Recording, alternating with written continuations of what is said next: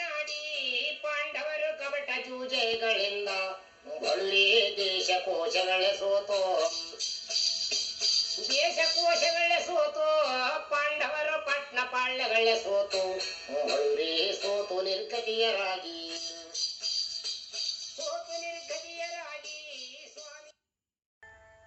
ಮಣ್ಣು ಸಕಲ ಜೀವರಾಶಿಗಳಿಗೆ ಮೂಲ. ಮಣ್ಣು ಬಿಟ್ಟವರಿಗೆ ಬೇರೆ ಆಧಾರವಿಲ್ಲವೆಂದು ದಾಸರು ಹಾಡಿದ್ದಾರೆ. ಮಣ್ಣನ್ನೇ ನಂಬಿ ಬದುಕುವ ಮಣ್ಣಿನ ಮಕ್ಕಳು ಇಂದು ಮಣ್ಣು ಬಿಟ್ಟು ದೂರ ಸಾಗುತ್ತಿದ್ದಾರೆ. ಮಣ್ಣಿನ ಜೊತೆಯಲ್ಲೇ ಈವರೆಗೂ ಹೆಜ್ಜೆ ಹಾಕುತ್ತಿದ್ದ ಮಾನವ ಸಮಾಜ ಈಗ ಮಣ್ಣನ್ನು ಬಿಟ್ಟು ಏಕೆ ನಡೆಯುತ್ತಿದೆ? ವ್ಯವಸಾಯ ಮನೆ ಮಂದಿಯೆಲ್ಲ ಸಾಯ ಎಂಬ ಗಾದೆಗೆ ಜೋತು ಬಿದ್ದು ನಮ್ಮ ಗ್ರಾಮೀಣ ಯುವಜನರು ನಗರ ಸೇರುವ ಪರಿಸ್ಥಿತಿ ಬಂದದ್ದಾದರೂ ಏಕೆ?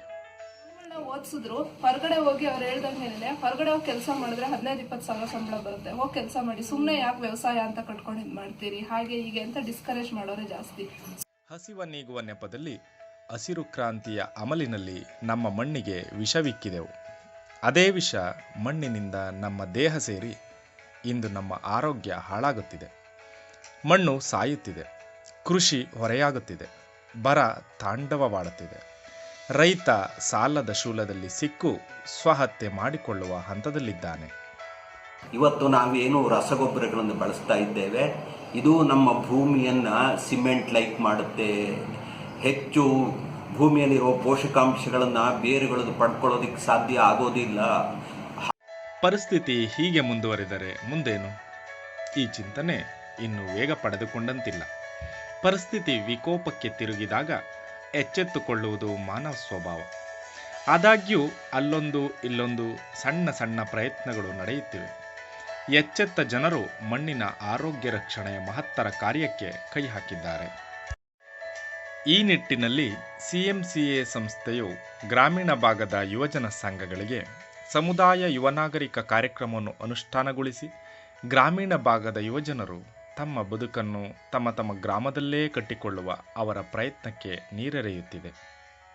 ಹೆಚ್ಚುತ್ತಿರುವ ನಿರುದ್ಯೋಗದ ಪ್ರಮಾಣವನ್ನು ತಗ್ಗಿಸಬೇಕಿದ್ದರೆ ನಮಗೆ ಹಾಗೂ ನಮ್ಮ ಮುಂದಿನ ಪೀಳಿಗೆಗೆ ಗುಣಮಟ್ಟದ ಆಹಾರ ದೊರಕಬೇಕಿದ್ದರೆ, ಗ್ರಾಮಗಳು ಬದುಕಲು ಯೋಗ್ಯವಾಗಿರಬೇಕಾದರೆ ಇಂದಿನ ನಮ್ಮ ಯುವಜನರು ಕೃಷಿಯತ್ತ ಹಿಂದಿರುಗಲೇಬೇಕು.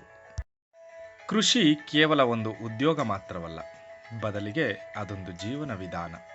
ನಮ್ಮ ದೇಹ ಮತ್ತು ಮನಸ್ಸಿನ ಆರೋಗ್ಯ, ನಮ್ಮ ಸಮಾಜ, ಆರ್ಥಿಕ ಮತ್ತು ರಾಜಕೀಯ ಸ್ಥಿತಿಗತಿಗಳ ಮೇಲೆ ಕೃಷಿ ಮಹತ್ತರ ಪರಿಣಾಮ ಬೀರುತ್ತದೆ.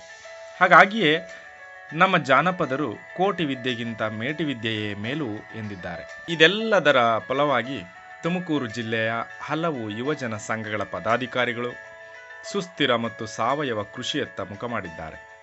ಈ ದಿಸೆಯಲ್ಲಿ ಸಮಾಜ ಕಾರ್ಯಕರ್ತ ಜನಾರ್ದನ್ ಕೆಸರಗದ್ದೆ ಹಾಗೂ ನಮ್ಮ ರಾಜ್ಯದ ಮಣ್ಣಿನ ತಜ್ಞರಾದ ಸಾಯಿಲ್ ವಾಸುರವರ ಮಾರ್ಗದರ್ಶನದಲ್ಲಿ ಯುವಜನರು ತಮ್ಮ ತಮ್ಮ ಜಮೀನುಗಳ ಮಣ್ಣಿನ ಆರೋಗ್ಯ ರಕ್ಷಣೆ, ಸಾವಯವ ಕೃಷಿ, ಹೈನುಗಾರಿಕೆ, ನೀರಿನ ಮಿತ ಬಳಕೆ, ಕೃಷಿ ಪೂರಕ ಚಟುವಟಿಕೆಗಳ ಅನುಷ್ಠಾನ ಹೀಗೆ 10 ಹಲವು ವಿಧಾನಗಳ ಮೂಲಕ ಬದಲಾವಣೆಯಡೆಗೆ ಹೆಜ್ಜೆ ಹಾಕುತ್ತಿದ್ದಾರೆ.